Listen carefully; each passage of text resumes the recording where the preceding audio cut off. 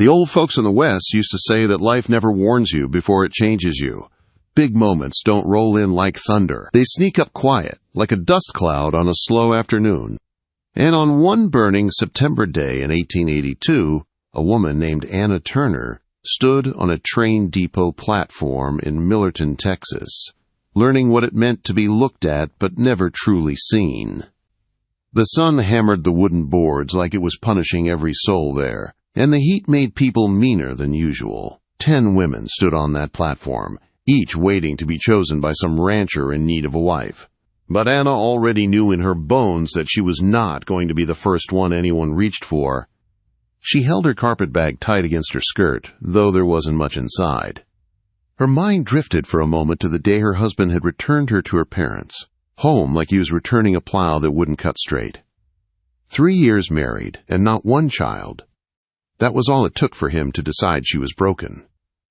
Her mother had pressed some travel money into her hand with a soft pat, and her father never even lifted his eyes from the newspaper. By sunset, she had been alone again. Now she stood beside the other women while Mr. Harwick, the man running the bride sale, shouted each woman's skills like he was auctioning show horses. One by one, the younger girls were chosen. A rancher with silver hair stepped forward for a woman from Pennsylvania. Another rancher claimed a seamstress with bright ribbons tied in her hair. Each time a woman climbed down from the platform, the rest shifted uneasily, knowing the choices were narrowing fast. Soon, 8 women were gone. Only 2 remained standing, then 1, then none except Anna.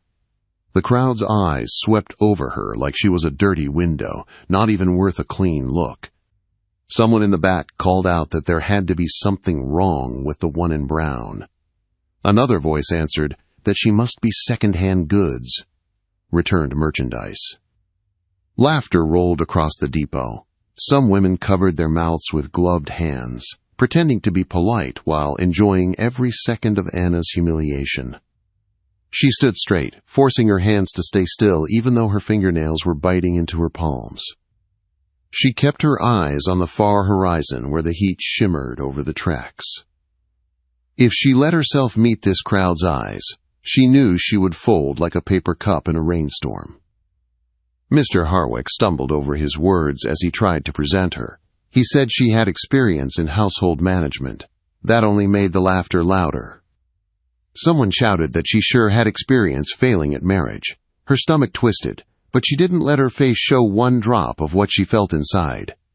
She pictured herself walking back to the boarding house, back to whispers and pity, back to nights where the loneliness pressed down heavy.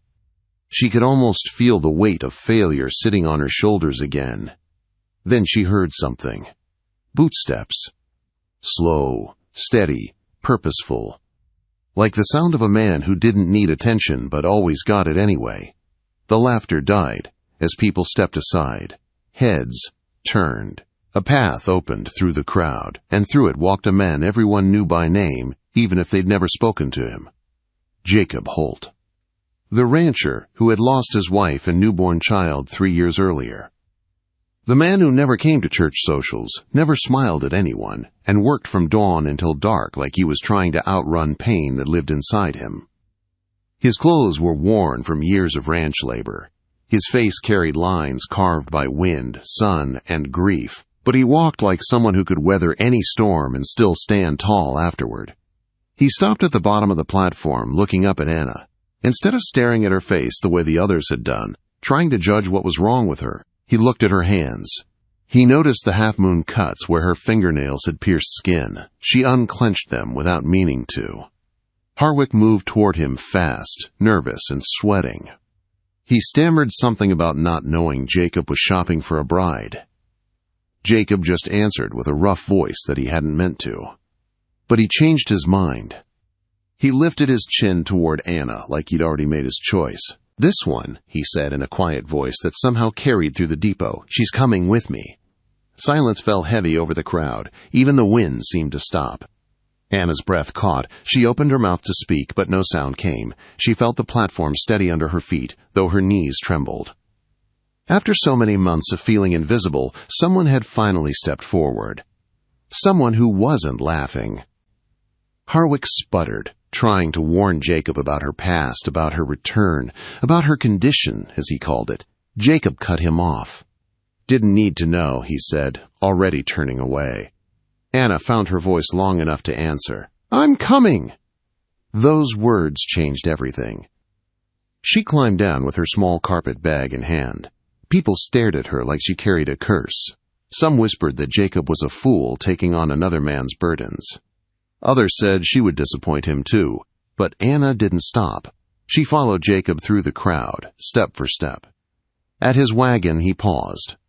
He didn't reach for her bag, didn't offer a hand. Instead, he stood still, giving her the chance to walk away if she chose. That moment meant more than anything he'd said back at the platform. She made her choice. She climbed into the wagon alone, settling onto the hard wooden seat. When he joined her, she saw a flicker of something in his eyes. Not pity. Maybe respect. As the mules pulled them away from the depot, the weight of everything she'd survived began to lift. She breathed deeper, the air easier in her chest. The silence between them felt different from the silence on the platform. That had felt like judgment. This felt like possibility. Jacob didn't look at her when he finally spoke. "You didn't beg," he said. That was all. But somehow, those 4 simple words were enough. And as the road stretched ahead of them, Anna felt the smallest spark of something she hadn't felt in years. Maybe this wasn't the end of her story. Maybe it was the beginning. The wagon rolled along the dusty trail, hitting every rut like it had a personal grudge. Anna held the sideboard tight to keep from sliding into Jacob, who seemed completely unfazed by the rough ride.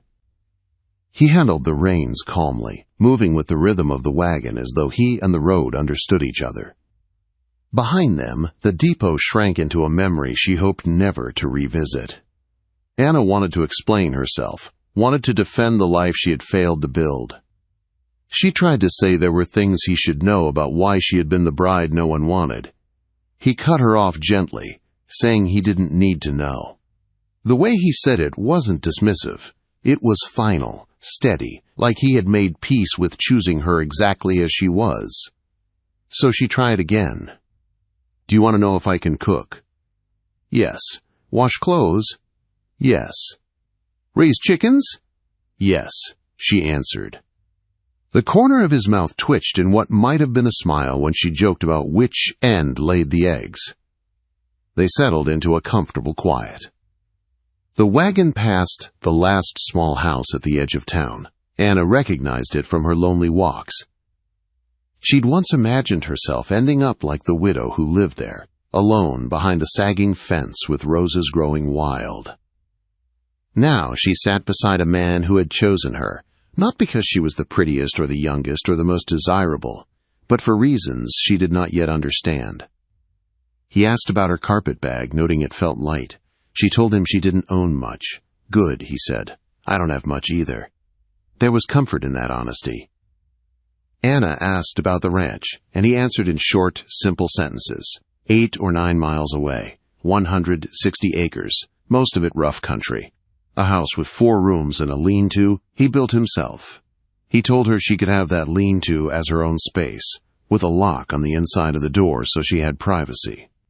She turned to study his face. Weathered, strong, carrying more loss than most men ever endured. He said he'd built the extra room because anybody answering the advertisement might want space of their own. He wasn't expecting romance. He wasn't expecting gratitude. He wasn't expecting anything, really. "What changed your mind today?" she asked. He didn't answer quickly. They rode past cottonwoods that lined a small stream. A hawk circled overhead. The mules plodded forward, steady as an old heartbeat. He finally said he'd seen the crowd gathered like a pack of crows, and something inside him had shifted. He didn't want to watch the world pile more shame onto someone who'd already carried enough. He'd chosen her because she stood tall through it all. Before she could respond, she saw a rider waiting by the stream. His hat was low, his posture stiff. Jacob muttered that it was Harwick and didn't sound pleased about it. Harwick moved his horse to block the trail, waiting with a stack of rolled papers in his hand. He claimed he needed to explain things to Jacob, legal matters concerning Anna's past. Anna felt her stomach tighten, knowing exactly what the man wanted to expose.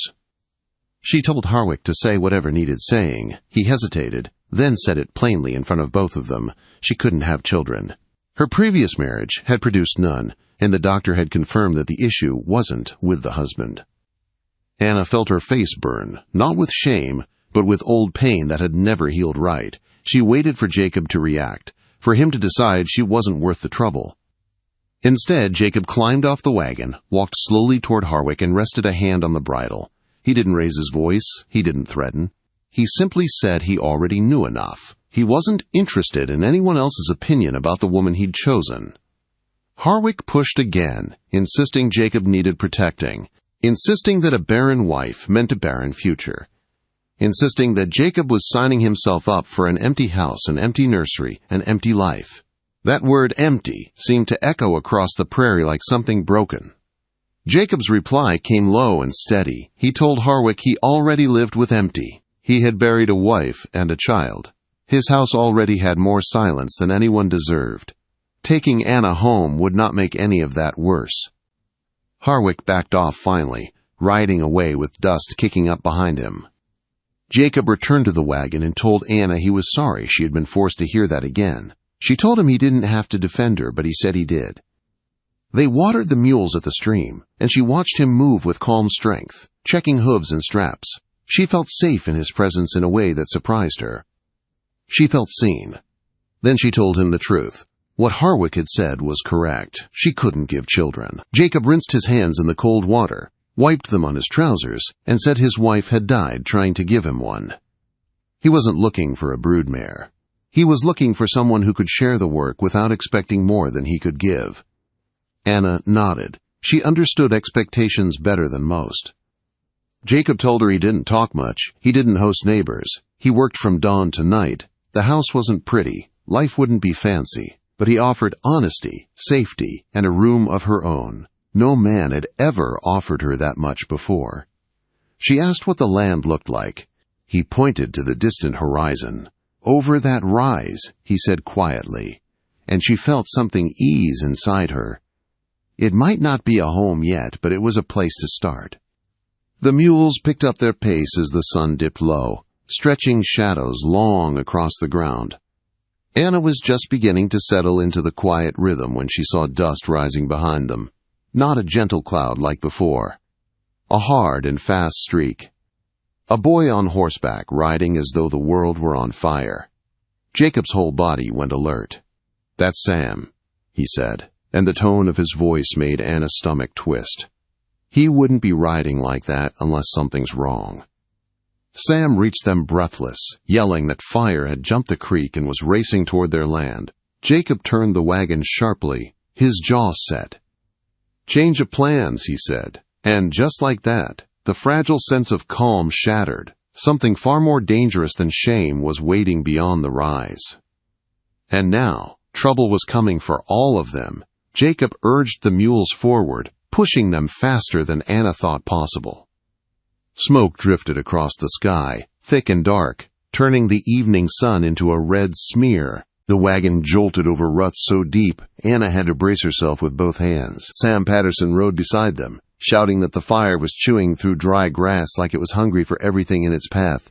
Jacob kept his eyes fixed on the rising smoke. He didn't panic. He didn't curse or rush. He simply held the reins firm, calculating every choice with the calm of someone who had faced worse storms than this.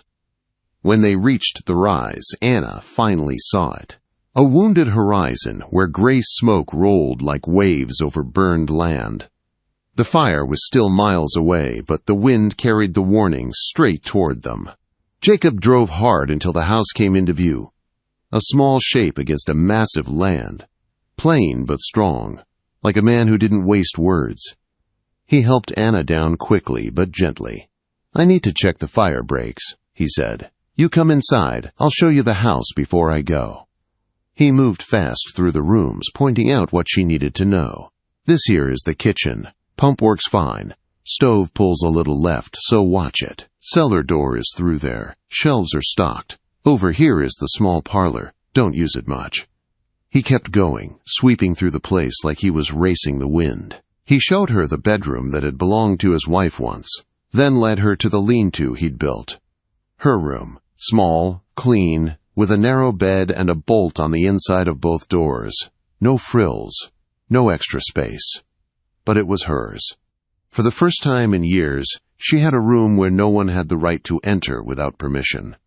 He noticed her looking around. "No one bothers you here," he said. "Not even me." She nodded, swallowing back the strange mix of relief and fear that came with realizing she was truly alone on land she didn't yet understand. Jacob stepped toward the door. "I have to go help the Pattersons. Fire moves fast in this wind. Might not be back till late. Could be morning. But you'll be safe." She wanted to ask him to stay. She wanted to admit she didn't know where anything was or how to manage this new life alone. But her pride was stitched tight. She only managed a small nod. He left with the same steady steps he had arrived with, no hesitation, no wasted breath. The house felt too quiet once he was gone. Anna stood in the center of the kitchen, surrounded by unlabeled shelves, dusty plates, and a stove that smelled like bacon grease. Everything needed care. Everything needed someone to claim it. She rolled up her sleeves. She pumped the water until it ran clear. She scrubbed the table until the wood showed beneath the grime. She emptied old grounds from the coffee pot, cleaned the stove, and swept dust off the shelves. The cellar was stocked with jars of peaches, onions, and potatoes. The smokehouse had salt pork. The chicken coop had 5 hens and a rooster with an attitude. She gathered eggs, fed the chickens, and washed the dirt from her hands. The small chores helped her breathe easier. Work always had. As the sun lowered, she cooked cornbread and fried potatoes with wild onions. She wasn't sure if Jacob expected a meal, but it felt right to prepare one. The fire outside might threaten the land, but inside she could build something steady. The sky turned orange, then gray as smoke drifted overhead. She heard horses before she saw them. Not one. Several. The yard filled with shapes half hidden by dusk. Men covered in ash walked toward the house with slow steps. Jacob opened the door first. He looked like he'd walked through a chimney. Soot covered his face, his shirt torn at the shoulder. The 3 men behind him looked worse. One of them, a tall man with a thick red beard, stepped forward like he owned the place. "Well now, Jake," he said in a heavy voice, "you didn't tell us you had company." The 3 men stared openly at Anna. Their eyes moved over her in a way that made her take a step back until her hip hit the table. Jacob stepped between them, casual but firm. "This is my wife," he said. Wife. That single word changed the whole air in the room. Redbeard blinked, then adjusted his stance. "Since when you got a wife, Jake?" he asked. "Since today." The men exchanged looks. The smell of smoke and sweat hung thick in the kitchen. The second man, tall and gaunt, pushed forward. "We've been fighting that fire all day," he said. "Least you could do is feed us." Anna's pulse kicked hard. She didn't have enough food prepared for 4 men, maybe 2 at best. Jacob didn't move. "Wives had a long day too," he said. "Just came from the bride's sale." Redbeard's smile changed. Not warm, not friendly. More like he just learned something he intended to use later. The other 2 men shifted their weight, glancing at one another. Jacob ignored the tension. Fire's under control for now. Wind slowed. "But you boys need to head home. Roads get dangerous in the dark." Redbeard didn't argue, but he also didn't like being dismissed. The older man with streaks of gray finally pulled the other 2 toward the door. As they left, Anna heard one mutter something about bargain brides and easy pickings. The door closed behind them. The silence that followed pressed against her ribs. Jacob's shoulders dropped a little. He stared at the door the men had walked through before turning slowly to her. "I made supper," she said, "if you're hungry." He washed his hands and sat. He ate slowly, eyes on the food as though he hadn't tasted a meal cooked by another person in years. He said nothing for a long time. Then he looked up and said that he appreciated the work she'd done. She nodded, unsure what to say, unsure what she was allowed to feel. When the meal ended, she washed the dishes while he checked the windows and doors. She noticed how tired he seemed, how heavy his boots sounded on the worn floorboards. Before heading to his room, he paused. "Lock both doors tonight," he said. "You'll sleep better." A shiver ran through her. She hadn't felt unsafe until he said that. But he must have seen the worry in her eyes. He added that those men wouldn't come back. Not now. Not once they knew she belonged here. Then he disappeared into his room, leaving her alone in the quiet house. She locked both doors and lay in the narrow bed of the lean-to, still dressed. Every shadow felt alive. Every sound sharpened her nerves. She listened for Jacob moving next door, the soft footsteps, the sigh of someone sinking into bed. And somewhere in that long stretch of darkness she realized something. This house might be broken. She might still be unwanted by the world. But tonight she wasn't abandoned. A man had chosen her, defended her, offered her peace without asking anything in return. And she fell asleep listening to the sound of his breath through the thin wall, steady and real. Morning crept into the ruined house with a strange kind of quiet. The storm had ripped away half the roof, torn boards from the walls, and scattered their belongings across the yard like broken memories. But somehow, the small bedroom where Jacob and Anna slept had stayed whole, as if the storm had spared the one place where two people were finally learning to breathe again. Anna woke first. She sat up slowly, aching from the night. Jacob was already pulling on his boots, moving carefully so he wouldn't disturb her. His eyes met hers for a moment, and something passed between them, something soft, something new. "We have to start rebuilding," he said, "and we have to check on the neighbors." She rose and dressed behind the painted screen, the one piece of the past still standing. When she stepped out, Jacob stood waiting for her, hat in hand, as though unsure whether he was allowed to look at her the way he wanted to. They walked through the wreckage side by side. The barn was gone. Her small room was gone. The chicken coop lay upside down, but the hens clucked loudly underneath, annoyed but alive. A little victory in a field of broken things. Jacob touched her shoulder gently. "We'll fix it all," he said, piece by piece. They saddled the horses and rode toward the Patterson place. The path looked like a scar across the land.